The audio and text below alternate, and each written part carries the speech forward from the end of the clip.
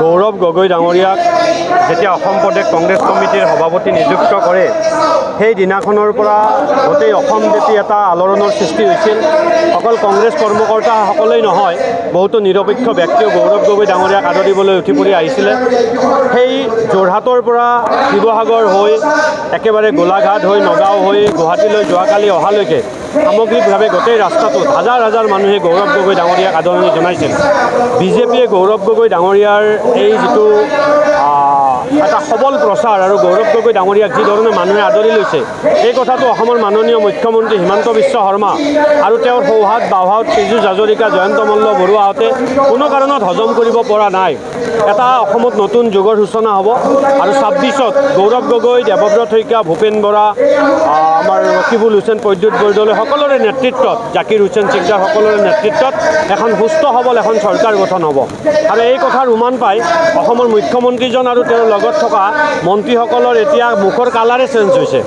আৰু আপোনালোকে গম পায়, গুৱাহাটী নগাঁৱৰ সকলো যিবিলাক পোষ্টাৰ ফেষ্টুন আছে গোটেইবিলাক উঠাই লোৱাৰ ব্যৱস্থা কৰিলে। এই যিটো এটা ব্যৱস্থা বিজেপি মিউনিচিপালিটিবিলাকক লগাই দিলে, এইটোত গম পাই যে বিজেপি দল আৰু চৰকাৰে ভয় খাইছে আৰু যি ভয়ৰ বাবে আজি এনেকুৱা কাৰ্যপন্থা ল'বলৈ বিজেপিয়ে কুণ্ঠাবোধ কৰা নাই। আৰু যেতিয়া মানুহৰ হৃদয়ত গৌৰৱ গগৈৰ প্ৰতি মৰম আছে, তেওঁৰ পোষ্টাৰখন বা তেওঁৰ কাটআউটখন উঠাই নিলে কেতিয়াও তেওঁৰ প্ৰতি থকা মৰমকণ শেষ কৰিব নোৱাৰে। ২৬লৈ আমি সকলো সাজু। অসমৰ ৰাইজৰ নিৰপেক্ষ মৰম আমি বিচাৰিছোঁ যে সকলোৱে যাতে দল মতৰ ঊৰ্ধত থাকি আমাৰ গৌৰৱ গগৈৰ নেতৃত্বত এখন কংগ্ৰেছৰ নেতৃত্বত এখন চৰকাৰ গঠন কৰে। তাৰ বাবে আজিৰ এই ৰাজহুৱা সভাৰ পৰা আমি আহ্বান জনাইছোঁ। আৰু এই ৰাজহুৱা সভাত যি ধৰণে মানুহ কোনো খৰচ নিদিয়াকৈ উখল মাখলকৈ প্ৰতিখন জিলাৰ পৰা উঠি পৰি আহিছে, এয়াই কংগ্ৰেছৰ বাবে শুভ লক্ষণ। ধন্যবাদ।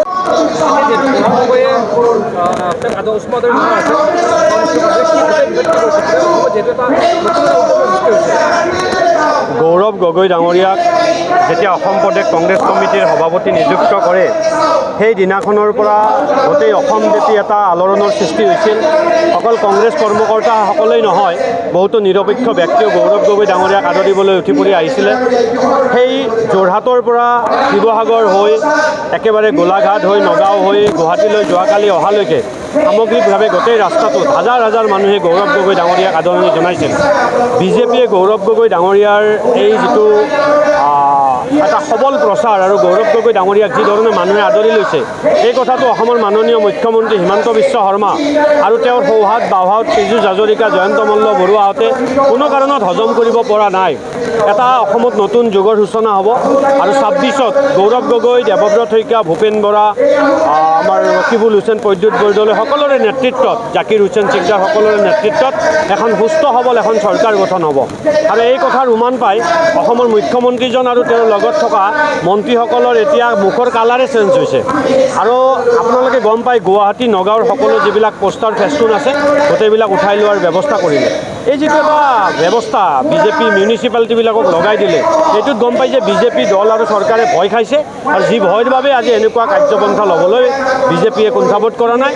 আৰু যেতিয়া মানুহৰ হৃদয়ত গৌৰৱ গগৈৰ প্ৰতি মৰম আছে, তেওঁৰ পোষ্টাৰখন বা তেওঁৰ কাটআউটখন উঠাই নিলে কেতিয়াও তেওঁৰ প্ৰতি থকা মৰমকণ শেষ কৰিব নোৱাৰে। ২৬লৈ আমি সকলো সাজু।